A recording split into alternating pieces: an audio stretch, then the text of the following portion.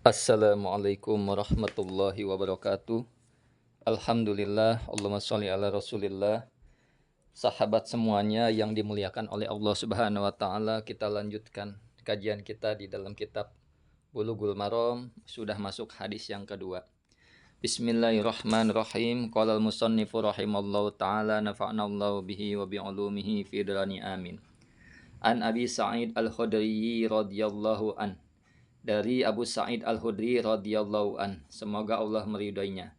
Jadi hadis yang kedua ini hadis diriwayatkan oleh sahabat yang bernama Abu Sa'id Al-Khudri, semoga Allah meridhoinya. Hadis ini adalah hadis yang sahih.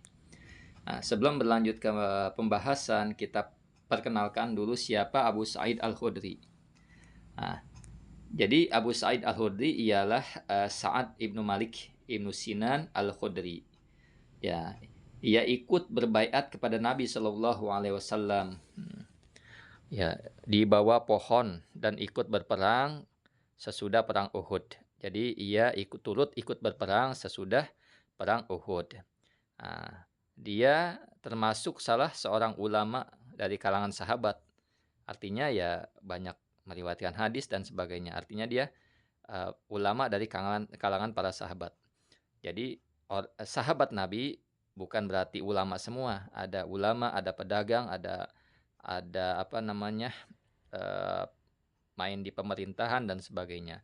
Namun kebetulan Abu Sa'id Al-Khudri adalah seorang sahabat, seorang ulama dari kalangan sahabat, dan telah meriwayatkan kurang lebih 1170 hadis. Nah, wafat pada tahun 74 Hijriah dalam umur lumayan panjang, 86 tahun, sekitar 86 tahun. Ia meriwayatkan qala Rasulullah sallallahu alaihi wasallam, bersabda siapa Rasulullah sallallahu alaihi wasallam, innal ma'a, sungguh al ma'a apa air, tahurun itu suci mensucikan. Jadi air itu pada dasarnya suci mensucikan. La yunajisu syai'un, tidak menajiskan pada air, syai'un apa? Sesuatu. Jadi sesuatu ya tidak dapat menajiskan air tersebut.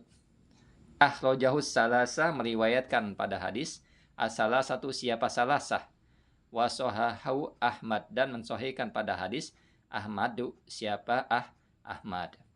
Jadi hadis ini dikeluarkan oleh salasah. Siapa salasah? Imam Abu Daud, Tirmidzi, dan Nasai, itu salasah. Dan hadis ini sahih, disahihkan oleh Imam Ahmad. Jadi air itu suci mensucikan, tidak menajiskan pada air sesuatu apapun. Nah, jadi ada maknanya. Maknanya adalah jadi asbabun nuzul ayat ini, dahulu itu ada sebuah mata air. Jadi ada sebuah mata air yang menjadi tempat pembuangan kain-kain bekas. Mengusap darah haid, misalkan air tersebut. Jadi ada bekas darah haid, misalkan orang mengusap, lapnya dibuang ke belakang rumah-rumah mereka. Bangkai anjing dan segala sesuatu yang berbau busuk. Nah, makna yang dimaksud ialah bahwa orang-orang selalu membuang benda-benda tersebut di belakang rumah mereka masing-masing. Limbah itu terbawa oleh banjir. Kemudian limbah itu terbawa oleh banjir dan hanyut hingga sampai ke mata air tersebut. Nah, di sini ada namanya mata air Budoah. Mata air Budoah itu terletak di dataran rendah. Jadi airnya banyak sekali, sahabat semuanya. Sehingga ia tidak tercemari oleh benda-benda tersebut. Jadi darah haid, kotoran anjing dan sebagainya tidak tercemari air tersebut oleh benda-benda najis tersebut. Maka dari itu mereka para sahabat menanyakan kepada Nabi SAW mengenai kedudukan air Budoah, agar mereka mengetahui hukumnya. Maksudnya apakah suci atau najis. Maka apa jawaban Nabi SAW? Bahwa Nabi menjawab, ialah bahwa air itu suci dan tidak ada suatu pun yang dapat membuatnya najis. Jadi tafsiran hadis ini bahwasanya para ulama berselisih pendapat tentang air apabila bercampur najis. Sedangkan salah satu sifatnya tidak ada yang berubah. Jadi air ada ukurannya. Nah, di sini nanti kita bahas hadis-hadis selanjutnya. Ada air yang sedikit, itu ukurannya kurang dari 2 kulah. Ketika air yang sedikit itu kejatuhan najis, itu mutlak air itu najis. Air kurang dari misalkan air sebaskom, seember atau sebak, itu kan kurang dari 2 kulah. Ketetesan kencing 2 tetes, 3 tetes, walaupun setetes sekalipun, maka air itu tidak bisa untuk bersuci. Bersuci. Air itu najis.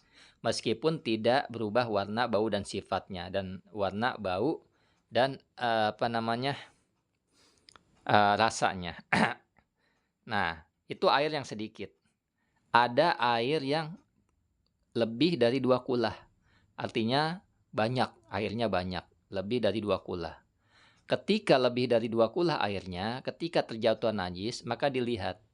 Ketika dia berubah salah satu sifatnya, maka menjadi najis. Tapi kalau tidak berubah, maka tidak bernajis. Nah, sama-sama seperti sumur Budoah ini. Sumurnya banyak sekali airnya.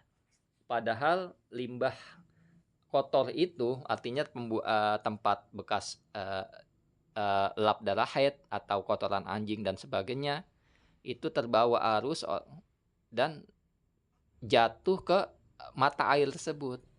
Nah, pada saat itu airnya tidak berubah, maka tetap dia suci. Lain halnya kalau air sumur Budoah itu airnya berubah, maka najis. Nah, itu dia. Berapa sih ukuran 2 kula? Ukuran 2 kula adalah ya ulama berbeda pendapat, ada yang mengatakan 216 liter, ada yang mengatakan 270 liter. Maka sebagai kehati-hatian kita ya pilih yang paling banyak. Karena khawatir kalau milih yang sedikit ya akan terjadi kurang dari 2 kula, maka kita mudorot bagi kita semua. Tuh. Jadi mazhab Syafi'i dan Hambali mengatakan bahwa air sedikit itu ialah air yang jumlahnya kurang dari 2 kulah. Nah, ini dia. Sedangkan air banyak ialah air yang jumlahnya mencapai 2 kulah lebih. Mereka berpendapat demikian karena berpegang pada hadis yang menyatakan 2 kulah. Nah, lalu mereka menjadikannya sebagai mukhasis yang menghususkan hadis yang bermakna mutlak atau umum.